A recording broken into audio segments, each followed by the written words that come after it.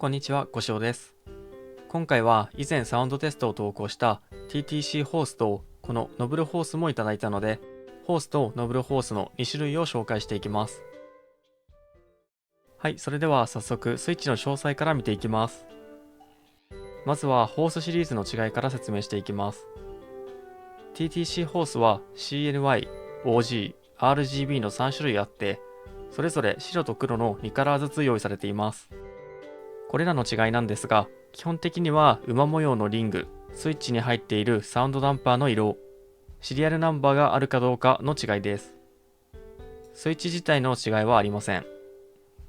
CNY バージョンは旧正月バージョンで、上から見るとこんな感じで馬模様のリングがついています。ブラックはリングに加えてスイッチの中のサウンドダンパーの色が赤くなっています。OG バージョンは CNY バージョンのハウジングにシリアルナンバーが入ったものです。RGB バージョンは馬模様のリングがついていません。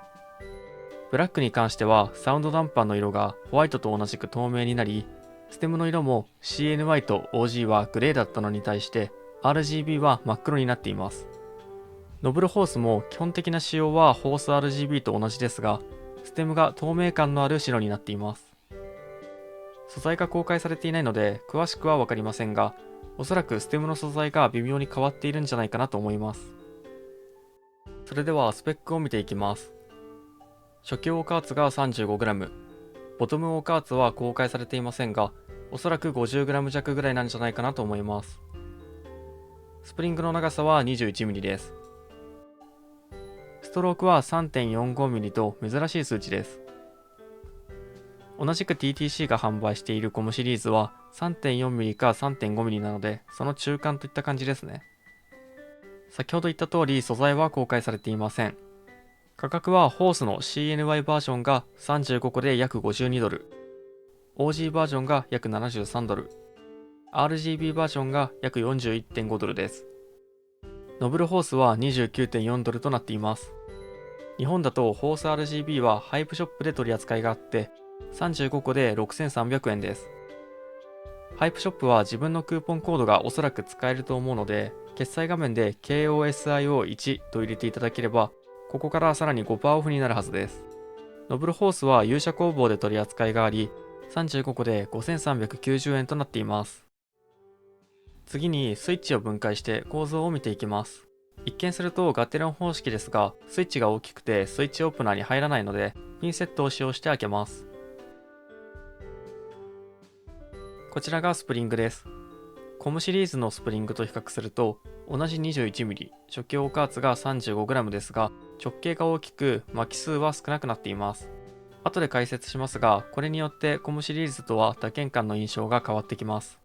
こちらがトップハウジング、柔らかいサウンドダンパーが2つついています。こちらがボトムハウジング、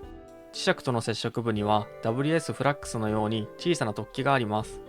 そこにはトップハウジング同様サウンドダンパーがついています。こちらがステム、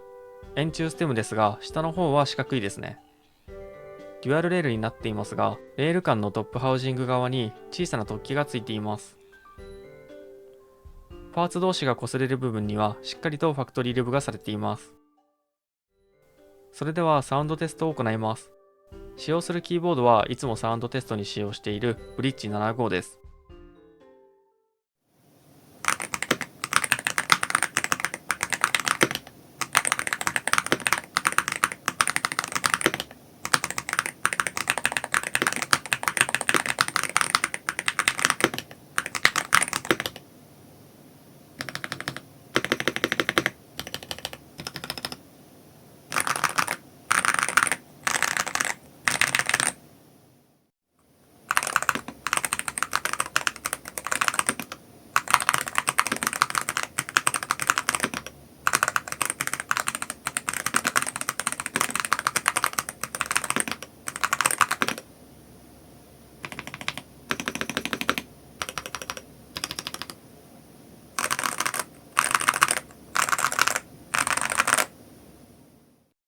いかがでしょうか。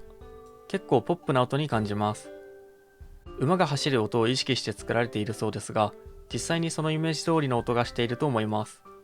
ボトムアウトの音に関しては若干ですが、ホーススイッチの方がノブルホースよりも低い印象を受けました。トップアウトの音はノブルホースの方が甲高い音が鳴っています。かなり似た音ですが、ホーススイッチの方がまとまった音のように感じます。打鍵感は滑らかですが、ファクトリーレブの影響か途中で抵抗を感じる個体がごく少数ありました。また TTC コムシリーズとの違いはかなり感じます。コムシリーズは一度押し込むと一気に底打ちする感覚で反発感も強いですが、ホースはスプリングの直径が大きく巻き数が少なくなった影響でより柔らかくなり、押し込みの途中で指を止めるなどコントロールが比較的しやすいように感じます。途中で指を止めずに一気に底打ちまでするならコムシリーズとの相性が良さそうですが、ラビットトリガーを活用した細かい指の操作を行うならホーススイッチとの相性が良さそうです。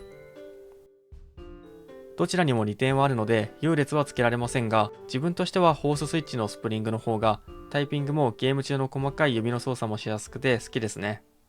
次に安定度テストを行います。まずは軸ブレテストからです。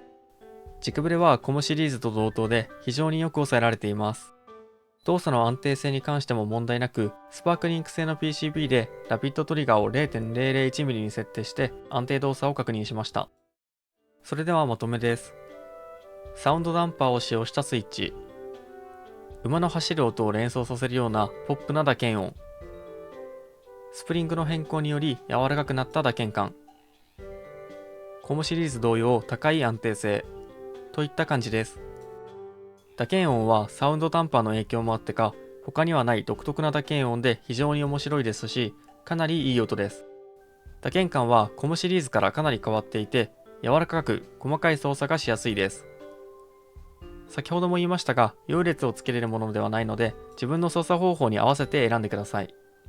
ホーススイッチの方が操作のしやすさはありますが、コムシリーズの方がスイッチの動きがキビキビとしています。